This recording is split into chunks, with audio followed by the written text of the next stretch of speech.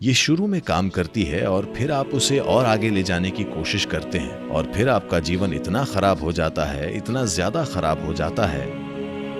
उन लोगों के बीच जिन्हें एक दूसरे का ध्यान रखना होता है, सबसे खराब स्थिति दुश्मनों के बीच नहीं बल्कि तथाकथित प्रियजनों के बीच होती है, तो उसे बदसूरत होना ही है।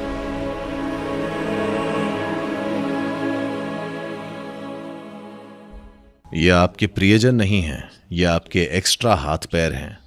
आप 2 पैरों पर खड़े नहीं हो सकते तो आपको 4 की जरूरत है, या 8 या 12 न जाने कितने। ये एक्स्ट्रा हाथ पैर हैं, और जब ये हाथ पैर ठीक तालमेल में नहीं होते तो वो उलझ जाते हैं।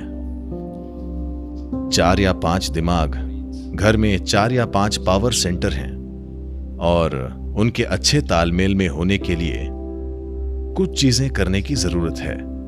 इसे करने का एक तरीका है, इसे बड़े पैमाने पर जुड़ाव के साथ करना, भावना के स्तर पर नहीं। भावनात्मक जुड़ाव बस निर्भरता लाता है। भावना आनंद उठाने वाली चीज है, ये जीवन का रस है। भावनाओं से काम करने की कोशिश मत कीजिए। आपको उनसे काम नहीं कराना चाहिए। आप अपने विचारों से काम कर सकते हैं, आप अपने शरीर से काम कर सकते हैं। अपनी भावनाओं से काम करने की कोशिश न करें। जब भी आप अपनी भावनाओं से काम कराने की कोशिश करते हैं, आपकी परिस्थितियां खराब हो जाती हैं, है ना? हाँ या ना?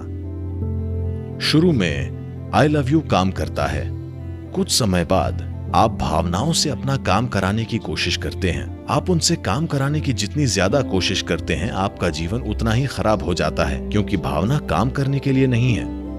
भावना बस आपके जीवन को मधुर बनाने के लिए है। आपके विचार और आपके शरीर को काम करना चाहिए।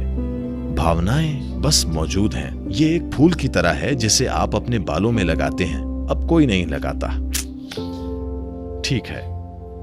आप इन फूलों से काम नहीं कराते। माइक्रोफोन काम करता है, कुछ और काम करता है। फूलों को काम करने की जरूरत नहीं है, वे बस मौजूद हैं। बस भावना ऐसी ही है, वो बस मौजूद है, सुखद और शानदार।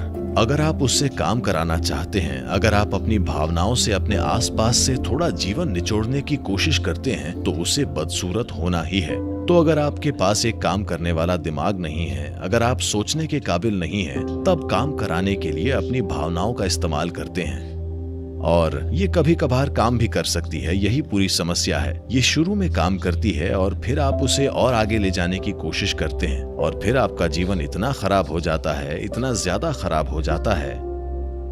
उन लोगों के बीच जिन्हें एक दूसरे का ध्यान रखना होता है, सबसे खराब स्थिति दुश्मनों के बीच नहीं बल्कि तथाकथित प्रियजनों के बीच होती है।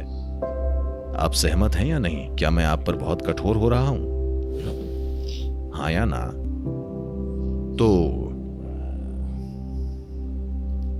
लोगों की अपनी राय होती है। अगर आप किसी से प्यार करते हैं तो आपकी कोई राय नहीं होनी चाहिए। प्यार का मतलब यही है। प्यार का मतलब है कि आप एक दूसरे जीवन को पोषित करना चाहते हैं, कोई राय बनाए बिना। हम प्रियजन हैं, हमारी एक दूसरे के बारे में मजबूत राय है।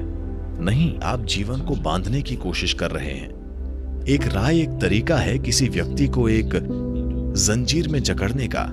प्यार का मतलब है किसी व्यक्ति को एक नई संभावना में विकसित करना। ये दोनों चीजें एक साथ नहीं हो सकती, किसी भी तरह से ये साथ नहीं हो सकती।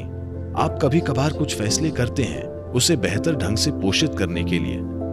आप घर में बच्चों को पाल रहे हैं, आपको कुछ फैसले करने पड़ते हैं जहां बच्चे अभी हैं, उसे अगली संभावना तक विकसित करने के लिए, उस पर राय कायम करने के लिए नहीं। जैसे ही आप एक राय बनाते हैं, आपको उस जीवन को एक नई संभावना में विकसित करने में कोई दिलचस्पी नहीं रह जाती। आप बस अपनी राय की एक खोल में उसे जकड़ देना चाहते हैं, और आप निराश हो जाएंगे अगर वो आपकी राय पर न चले। नहीं, ये इस तरह काम नहीं करता। अगर आप लोगों के साथ मिलकर रहना चाहते हैं तो ये पोषण का रिश्ता होना चाहिए, न कि राय का। ये इस तरह काम नहीं करेगा। बुनियादी प्रक्रिया ही गलत है।